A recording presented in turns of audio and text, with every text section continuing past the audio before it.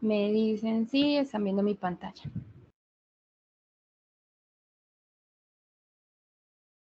Sí, Dani, sí lo estamos viendo. Sí, Dani, ya se ve. Listo, entonces vamos a empezar. El tema que corresponde hoy es el tema de electroencefalografía y tenemos que tener claro como dos cosas principales. Primero, si bien todos conocemos que esto lo que tiene es como un gran valor en la epilepsia, no es en el único trastorno en el que se usa. Y segundo, que vamos a dividir, cuando hablamos del cerebro, vamos a dividir los exámenes que se pueden hacer para ver si hay un daño estructural o para ver si el daño pues está en las neuronas, en la transmisión del impulso nervioso. Y entonces, esa es la tabla de contenido. Hoy vamos a hablar del impulso nervioso, que es lo más pues, importante para poder entender el examen, de las indicaciones que se tiene, de los requisitos que necesitamos para realizarlo, de cómo se realiza, si necesito o no estímulos adicionales y para qué se hacen, cómo es un electroencefalograma normal, cómo se analiza, en qué momento puede dar resultados aparentemente patológicos que no son patológicos, cuándo sí son patológicos, qué más se puede hacer y al final vamos a hacer 3 ejercicios para ver pues, si la información de hoy sí se entendió y para tratar de hacer el tema un poquito más didáctico porque es un poquito complejo.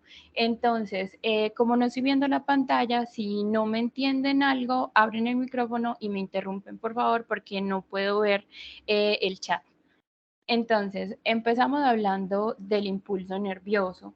Si nos acordamos pues de cuando vimos neuro, nos acordamos de que hay un periodo en el que la membrana está en reposo, que es cuando se encuentra a 90 milivoltios y luego se empieza a formar el potencial de acción. El potencial de acción primero se forma con la despolarización, luego la repolarización y puede haber un estado que se llama estado de hiperpolarización del que estamos hablando ahora.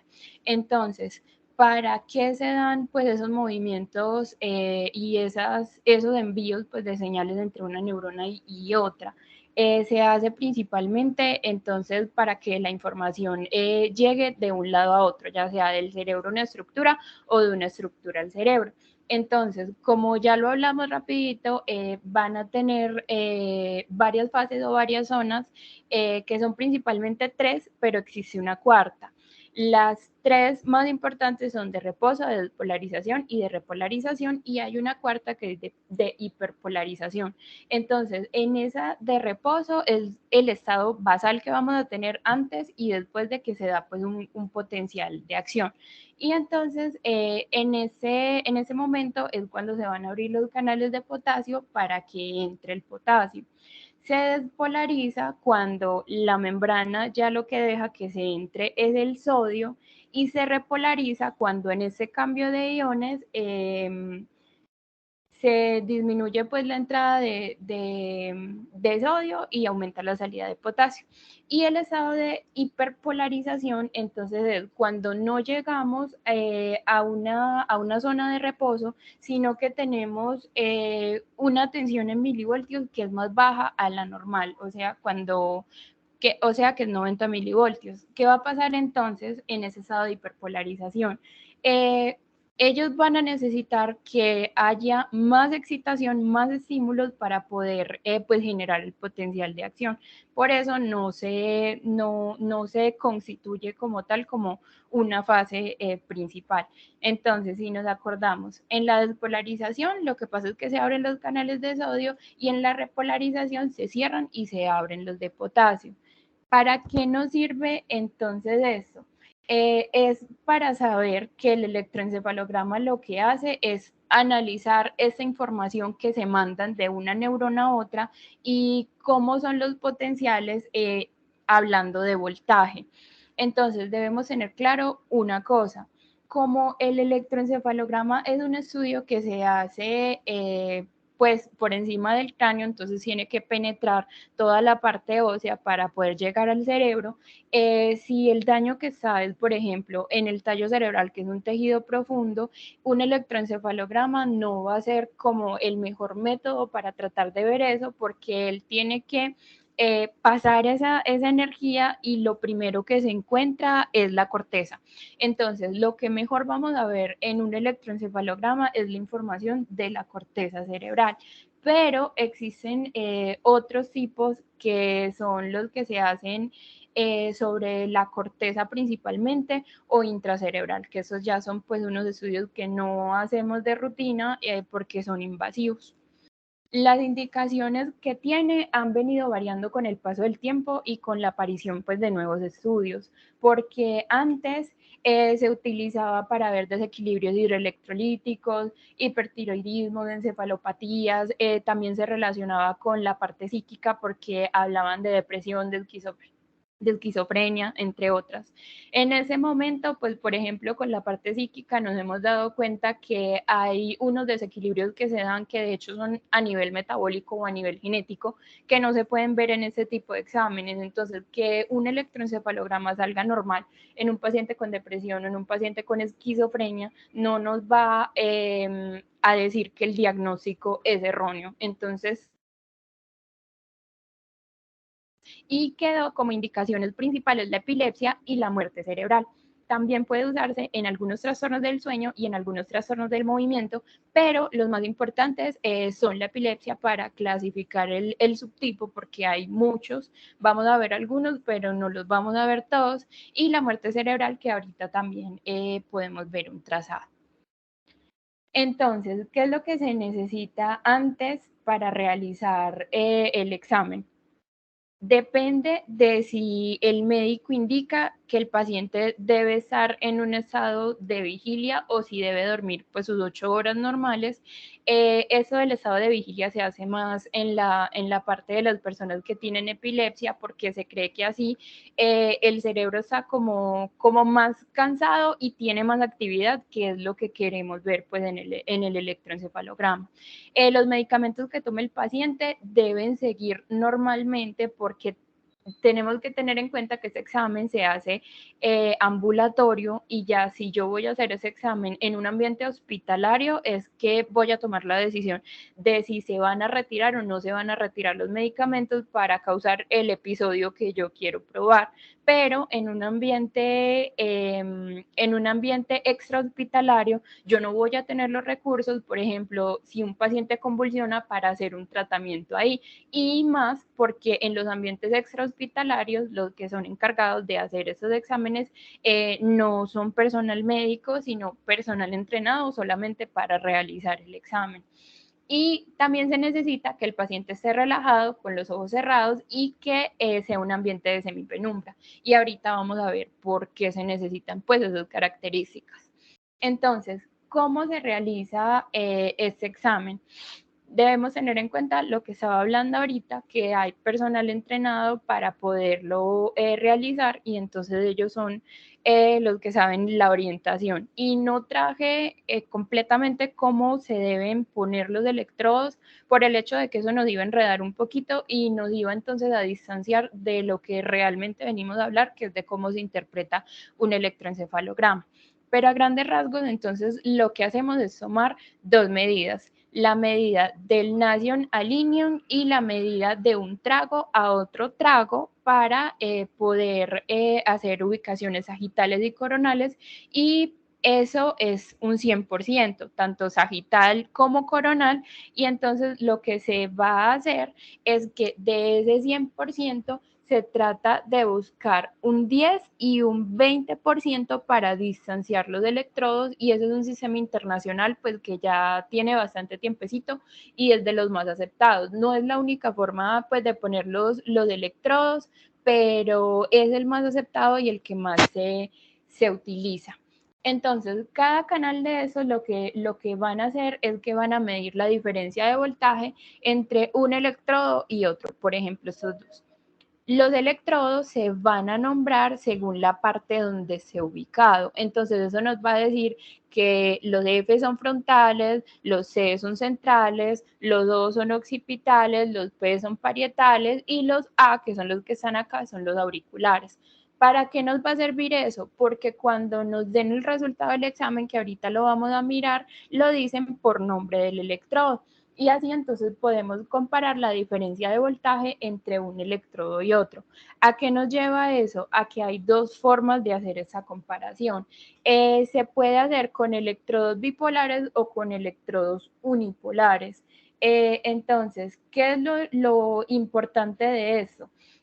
Es la diferencia que van a hacer. O sea, el bipolar lo que va a hacer es registrar la diferencia de voltaje entre dos electrodos, por ejemplo, este y este. Diferente de los monopolares, que lo que van a hacer es que van a registrar la diferencia del voltaje entre un electrodo que está en una zona activa y uno que está en una zona menos activa o en una zona relajada. Por ejemplo, este y el de acá que ponemos en las áreas auriculares. Hasta ahí vamos bien. Sí, súper claro. Sí, Dani. Listo. Eso es a lo que me estaba refiriendo cuando hablábamos de los montajes bipolares o los montajes unipolares. Entonces, es lo que nos lleva a ver, pues, si la diferencia del voltaje se está viendo entre un electrodo y otro que están en zonas que ambas son activas o entre un electrodo y otro que están en zonas que una es más activa pues, que la otra.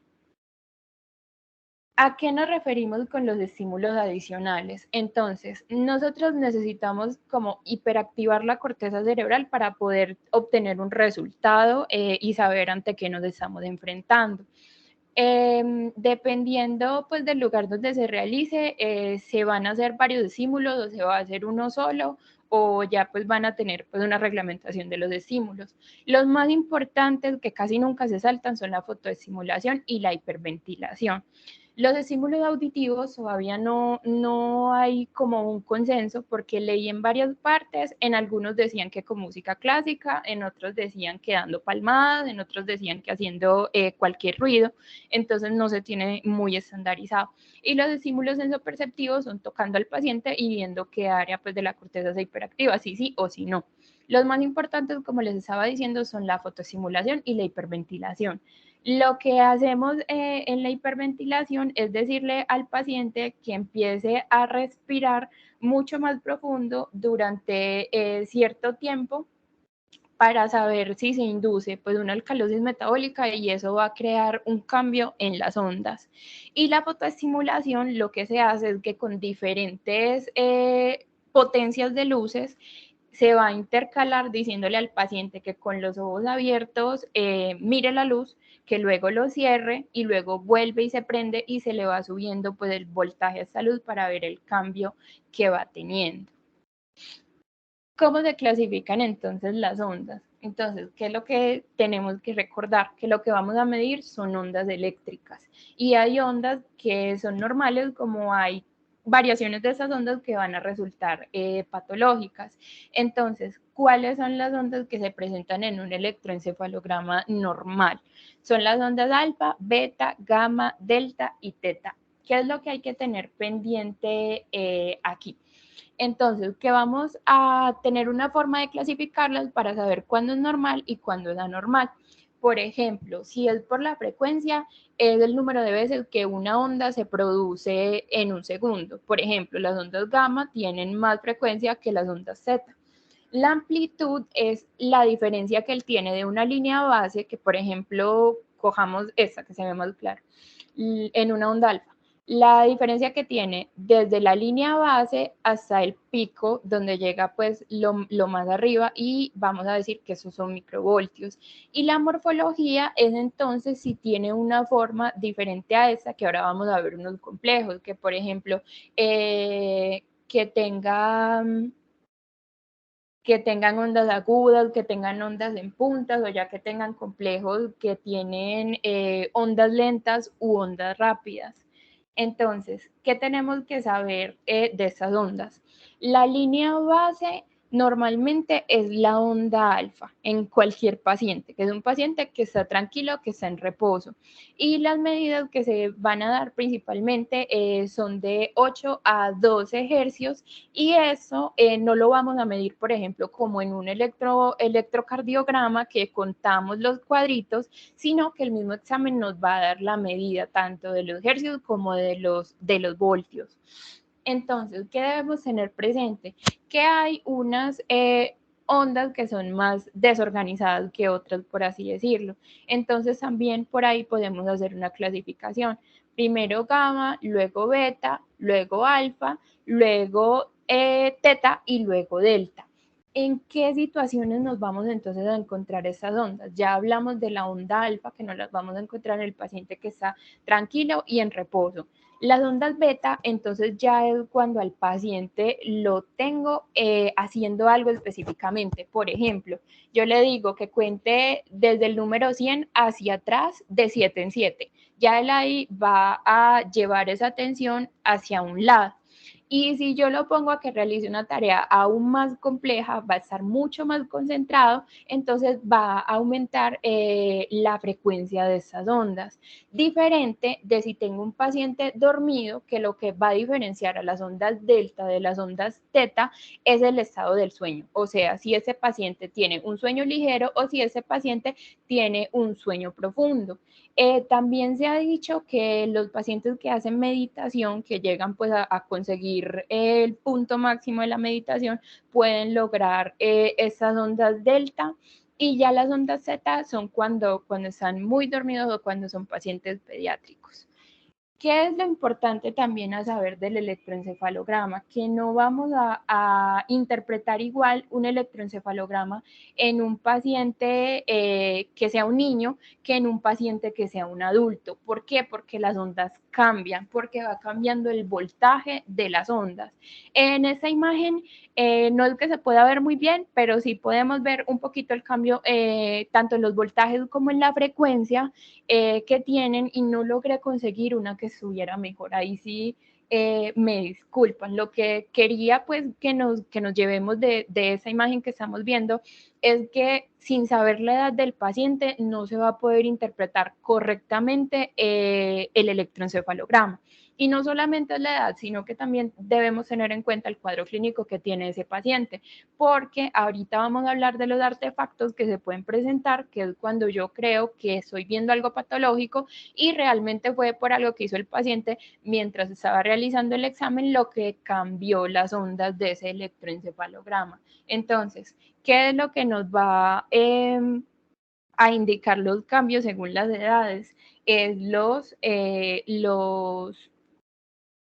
las frecuencias, que hay un aumento en la frecuencia y que eso empieza a disminuir pues, de voltaje desde que la persona se va haciendo mayor. Entonces, ¿qué necesitamos para decir que es anormal un electroencefalograma? Que encontremos actividad epileptiforme, que ahorita la vamos a mirar y vamos a ver cómo se diferencia, que haya un cambio de las ondas, por ejemplo, que las ondas sean lentas o que sean más rápidas o que se localice solamente en ciertos segundos o que sea sincrónico, cualquier diferencia que se vea con el trazado normal que tenía, ya vamos a decir que ese electroencefalograma puede ser anormal, porque no podemos decir pues de entrada que es anormal sin saber lo que se pudo haber presentado mientras estaba realizando el examen. Entonces, ¿cuáles son las ondas que más se presentan y que más vamos a ver? ¿Y por qué las vamos a ver más? Porque, por ejemplo, no vamos a tener a un paciente en sueño profundo, así lo hayamos hecho ir en vigilia a hacerse el examen, porque como lo vamos a estar simulando, no se van a alcanzar a dormir. La única forma pues, de tener una actividad de sueño profundo es que ese sueño sea inducido. Y la actividad normal entonces va a tener una morfología característica que entonces vamos a ver en el trazado que todo se parece. las amplitudes y las frecuencias. Entonces, por ejemplo, en la onda alfa, la amplitud es relativamente baja, pero es más alta que en la onda beta. Recordemos que la amplitud es la diferencia que hay desde la línea base hasta el pico. Entonces, las ondas beta van a ser más chiquitas que las ondas alfa, por así decirlo. Y la frecuencia, vamos a contar en un segundo que en las ondas alfa hay de 8 a 12 ondas y que en las ondas beta hay más de 12. Y ya pues lo que estábamos hablando de que si el paciente está dormido, pues estas no se van a encontrar porque las ondas que predominan en el sueño son las teta y las delta, y si están alertas sí las van a presentar, y dependiendo del estado en el que se encuentren de concentración va a ser la onda que se presente, si la alfa o la beta, recordando pues que la beta se presenta cuando el paciente está más concentrado y la delta cuando está aún más concentrado. ¿Qué podemos ver aquí entonces? Esos trazos normales de los que estábamos hablando. Y entonces vamos a aprovechar para hablar de los artefactos.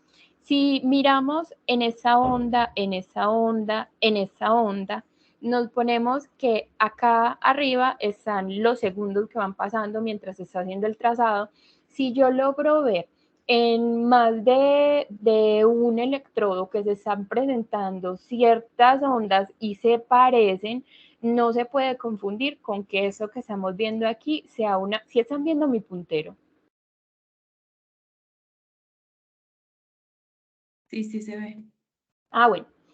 No lo podemos confundir con que sea una actividad patológica, sino que eso se puede tomar como un artefacto. ¿Qué puede ser un artefacto? Lo que puede dañar pues los resultados del examen. Que el paciente parpadee, que abra los ojos, que se mueva, que contraiga un músculo, todo eso se va a ver en el electroencefalograma. Diferente de cuando ya estamos viendo esas ondas que están más descoordinadas, que tienen una diferencia en frecuencia y una diferencia en amplitud porque son más altas, y además de que son más altas tienen más espacio entre una y la otra. O sea, si cogemos un segundo, que es eso que está aquí, por ejemplo, aquí solamente podemos observar dos ondas. Cuando estábamos hablando que el trazo base, que son las ondas alfa, tienen de 8 a 12. Entonces ya aquí estamos viendo que hay un cambio patológico en el trazado. Igual acá, donde las polaridades se van más hacia lo negativo que hacia lo positivo, y esas se llaman ondas agudas u ondas en pico. Acá ya podemos observar que las ondas son más lentas, pero diferente de lo que estábamos viendo ahora rato con el artefacto. Si miramos, eso tiene un tiempo más largo y una actividad más organizada, por así decirlo.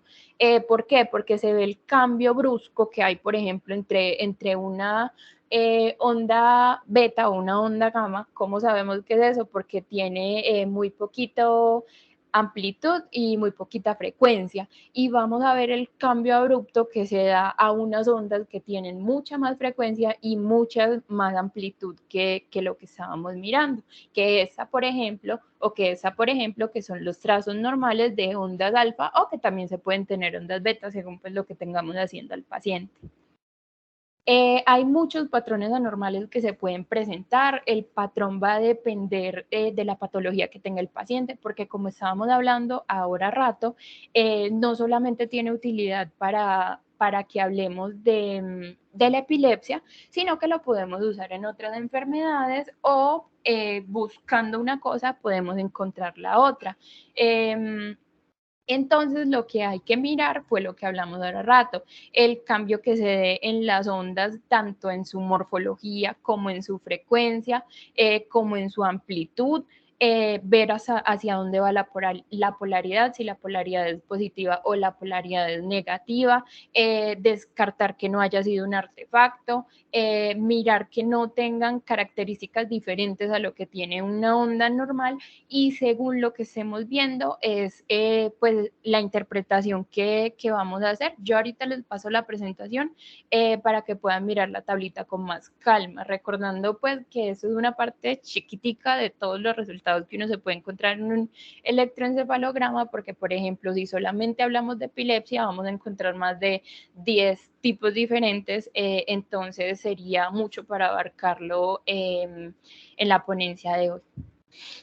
Entonces, ¿cómo sé yo que un trazado es patológico según las cosas que ya miramos hace un ratito? Es porque voy a empezar viendo cuáles son las ondas que estaban antes de que se produjera el cambio y esas ondas cómo están organizadas, o sea, qué actividad estoy teniendo en la onda, si tengo una onda alfa, si tengo una onda beta o si tengo una onda gamma. Y se da un cambio y hay que mirar el tiempo en el que ese cambio se está haciendo y cuántas veces se repite. Hay algo muy frecuente en los niños con epilepsia que son las crisis de ausencia. Sabemos que las crisis de ausencia no demoran mucho tiempo y pueden decir que el niño hasta se distrae muy fácil y no es que esté distraído, sino que está en una crisis de ausencia, entonces que va y viene. Aquí podemos ver claramente cómo venía en una actividad normal, cambió esa actividad tanto en el voltaje como en la frecuencia y luego volvió a una actividad parecida a la que estaba en la línea basal. Por eso sabemos que lo que estamos viendo aquí es que ese niño o esa persona presenta crisis de ausencia. Tenemos que tener en cuenta que eso es más común en niños que en personas adultas. Entonces, estamos viendo un enlentecimiento de la onda y que además se van tornando picudas, diferente a lo que tendríamos en un trazado, por ejemplo, en el que tengo al niño concentrado, porque ahí disminuye la amplitud y aumenta la frecuencia. Este trazado, por ejemplo, es de un mismo paciente en tiempos diferentes, que era lo que estábamos hablando ahora rato.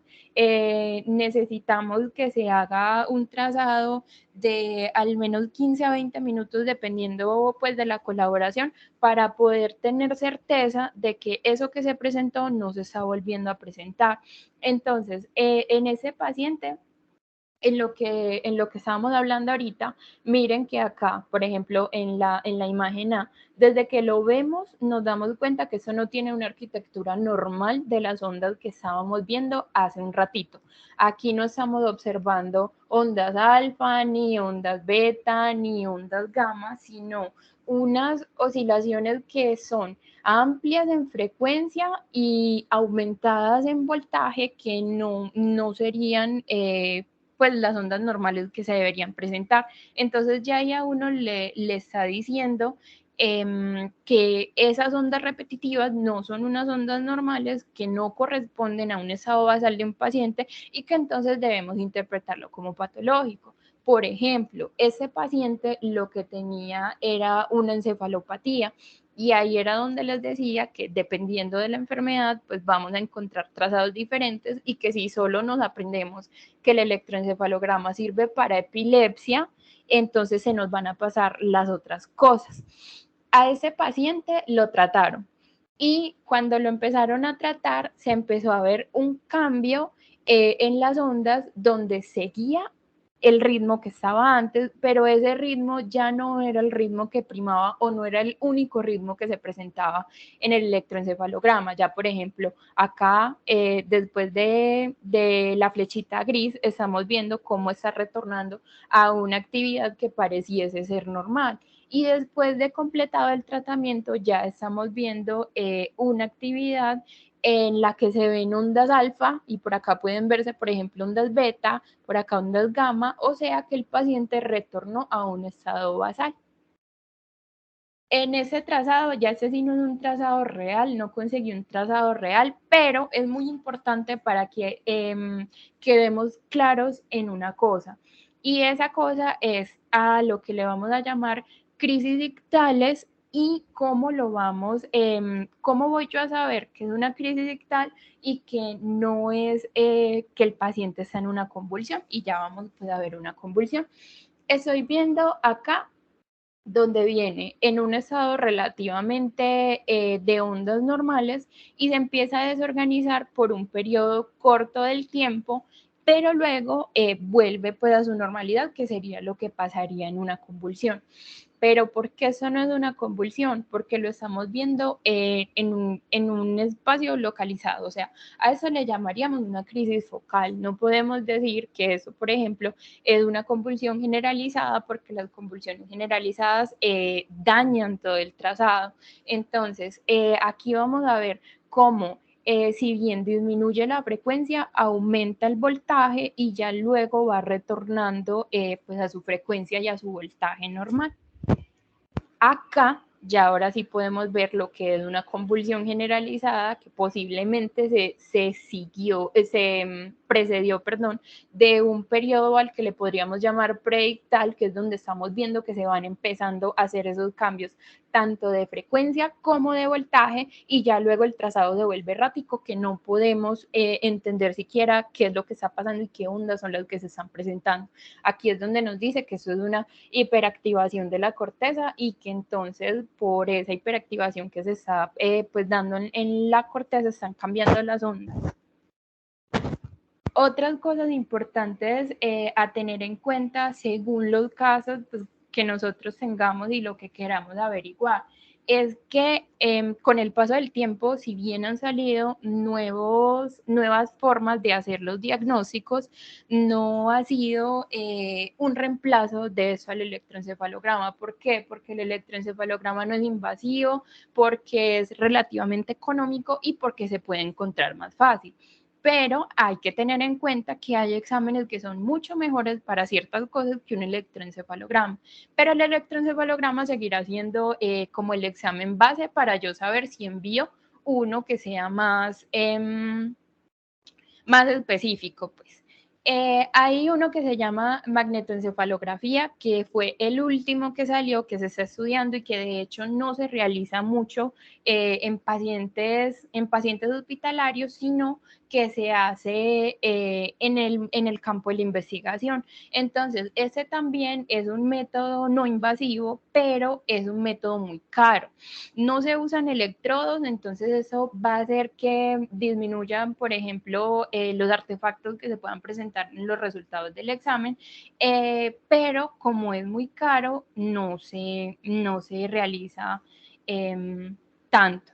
Otra que se puede realizar es sumarle al electroencefalograma una resonancia magnética funcional, y eso lo que nos va a hacer es que, bueno, miramos el electroencefalograma, ya sabemos que el paciente tiene una alteración en tales electrodos, y esos electrodos, según el nombre que miramos ahora rato, nos va a decir si está en la parte frontal, en la parietal, en la occipital, en la temporal, y ya con esa resonancia magnética se puede saber específicamente en qué región es donde se está generando esa actividad errática.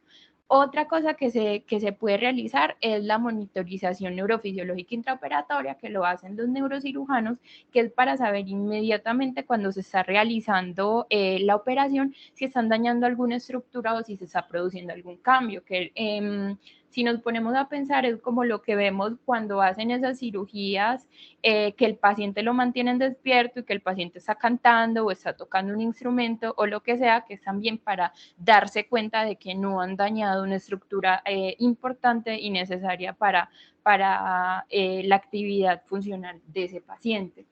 Y entonces, en esa parte de la monitorización intraoperatoria se pueden hacer dos cosas. Una es la monitorización y la otra es el mapeo. ¿En qué se van a diferenciar estas dos? En que la monitorización, entonces, lo que hace es mirar que las vías funcionales estén bien, o sea, que los nervios periféricos, la médula espinal, los nervios craneales, o sea, mira todo que esté bien para mirar antes si se está produciendo un daño en la cirugía que se está haciendo. Y el mapeo, entonces, el mapeo es para ver qué tejido es funcional y qué tejido fue el afectado. O sea, la monitorización es un estudio mucho más completo que el mapeo, pero ambos se incluyen en la monitorización neurofisiológica, y ya eso tiene que definirlo el neurocirujano pues, que realice la cirugía. Hasta aquí vamos con la información que yo les traía, y ahorita vamos a seguir con los 3 ejercicios. Hasta el momento, ¿alguno tiene una duda? Pues antes de empezar.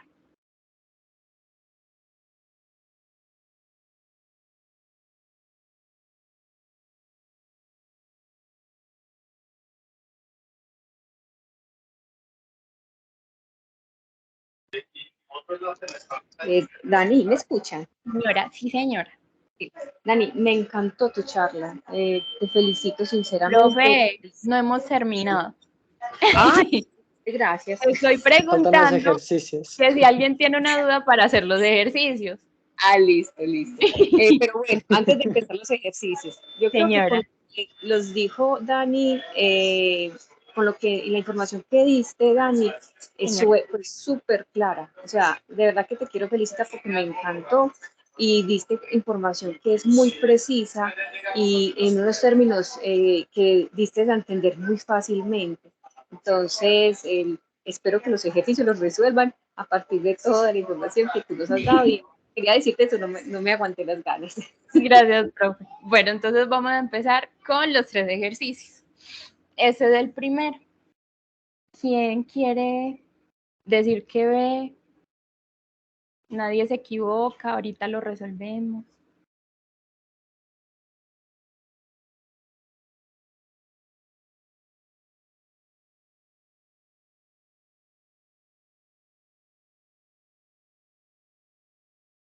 O si al ver eso a alguien se le generó una duda.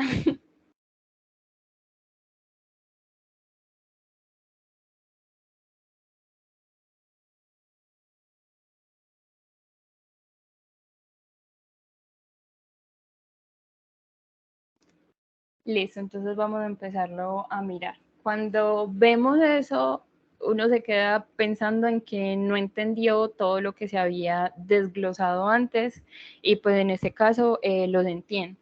Pero como estábamos hablando ahora rato, uno tiene que llevar como una forma de hacer la lectura del examen y cada quien adoptará su propia forma, pero por ejemplo, la que a mí me pareció más fácil fue mirar la frecuencia, mirar el voltaje y mirar la morfología de las ondas que estábamos viendo.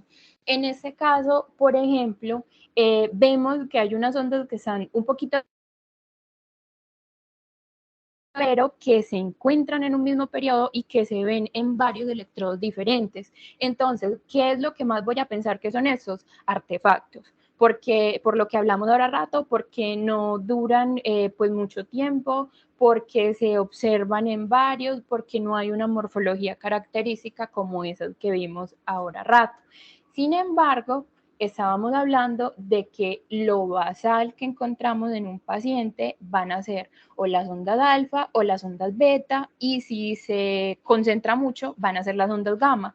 En este caso no estamos viendo ni una onda alfa, ni una onda beta, ni una onda gamma. ¿Y por qué lo sabemos? Porque la amplitud que hay en la frecuencia ya nos está pues indicando de que eso, tanto la amplitud como el voltaje, nos está indicando que hay un cambio y que no lo estaríamos viendo como por ejemplo una onda alfa o beta que podría ser ese pedacito de aquí del comienzo. Entonces, ese electroencefalograma no es un encefalograma patológico, sino que lo traje para que viéramos el cambio que se podía dar en las ondas sin ser algo patológico. ¿Qué es lo que nos quiere decir eso? Que esa persona está entrando en un periodo de sueño porque hay un cambio de esas 3 ondas básicas a una onda teta, que es la que está antes de la onda delta. Si recordamos, la onda teta es cuando se está empezando a dormir, pero el sueño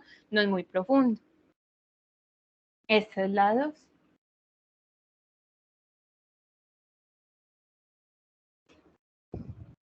Tampoco nadie quiere hacer el ejercicio de la frecuencia, la amplitud.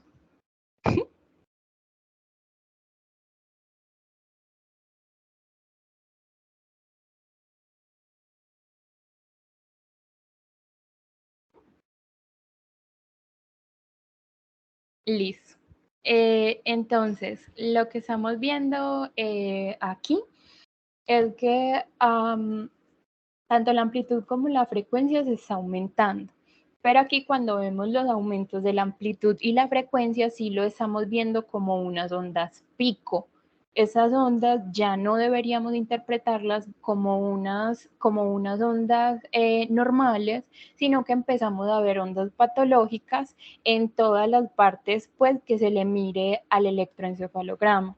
Ese electroencefalograma no es completamente patológico, pero es de una paciente que tiene epilepsia y que está tomando antiepilépticos. Entonces, si bien no se ve como la actividad desorganizada que vimos ahora a rato, sí es una actividad que aumenta la amplitud, disminuye la frecuencia y que tiene ondas características que no habíamos visto pues en los otros electroencefalogramas, excepto cuando vimos la del periodo ictal. Y el ejercicio 3, para terminar, se parece mucho al ejercicio 1 y lo que vamos a ver es lo mismo que hemos visto pues en los otros, que hay un aumento en la frecuencia porque en un segundo no se generan entre 8 y 12 ondas y hay un aumento en la amplitud porque se dista mucho de la línea base el pico de la onda. Pero si miramos estas ondas, no tienen una característica morfológica que a mí me diga, como por ejemplo, estas son ondas en punta, o aquí hay un complejo de ondas lentas, o un complejo de ondas rápidas, porque cada onda tiene una morfología diferente. ¿Y de qué estábamos hablando ahora rato? De que cuando hay esa morfología que tiene mucha amplitud y poca frecuencia, estábamos hablando de un sueño profundo.